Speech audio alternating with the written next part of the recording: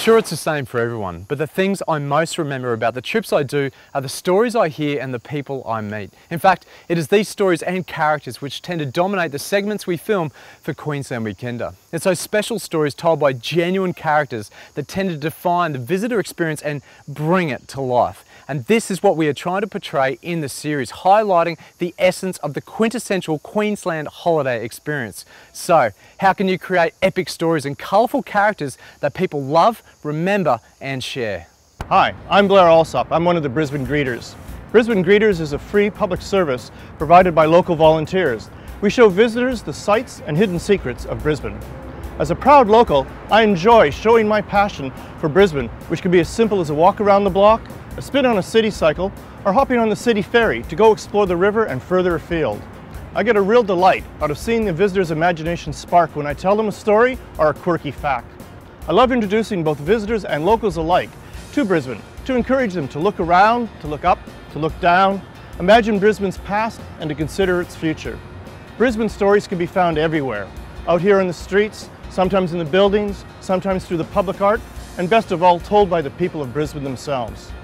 Of course, the local Yagara and Turrbal people have been here for tens of thousands of years. But here in Queen's Park, there's a statue of Queen Victoria, the Queen in Queensland.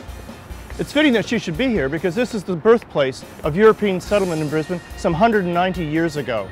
This statue is one of the first statues ever erected in Brisbane, and the story behind it is really amazing. Statues, Brisbane, can be so much more when you discover the stories of the people behind them, and that's why we say, give me Brisbane any day. The Costa Motel is not a normal motel. We offer retro-style beach shack accommodation with the hospitality of the good old days. It's a bit like staying at your favourite auntie's beach house when you were a kid. Our motel was built in 1957 and our guests want to relive the easygoing, carefree beach holiday of that era.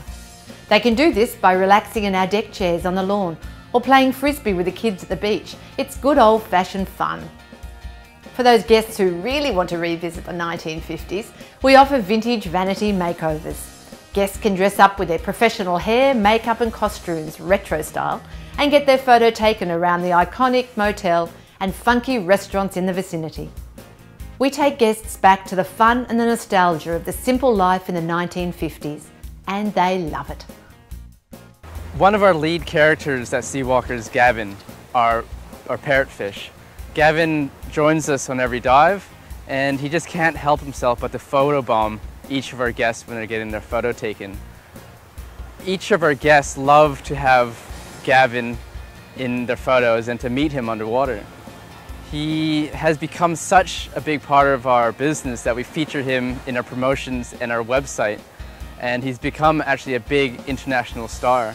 So our story starts before the visitor even arrives through our marketing.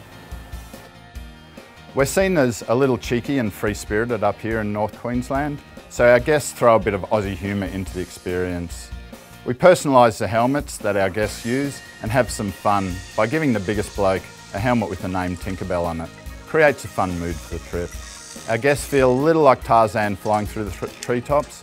We tell our guests that the jungle surfing is the best way to escape their complex lives and reconnect with nature, a bit like when Jane first met Tarzan. Smoking ceremony is very important to us here. It's more like a barrier for you.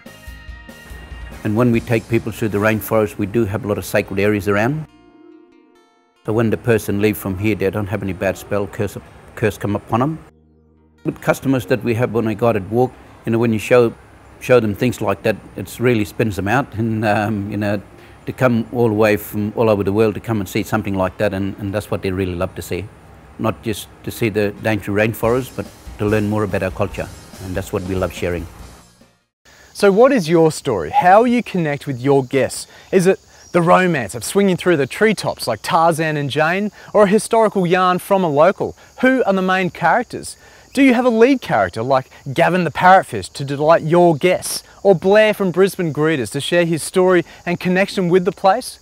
Does it provide insights into the current local culture and lifestyle? or the opportunity to relive the experiences of our ancestors. Whatever your story, it's important you have one. Stories connect your guests with the people and place, as this is what your guests will remember about the destination, tell others about when they reminisce about their trip. So how does your experience become part of your guest's life story, and how will it make it memorable for them?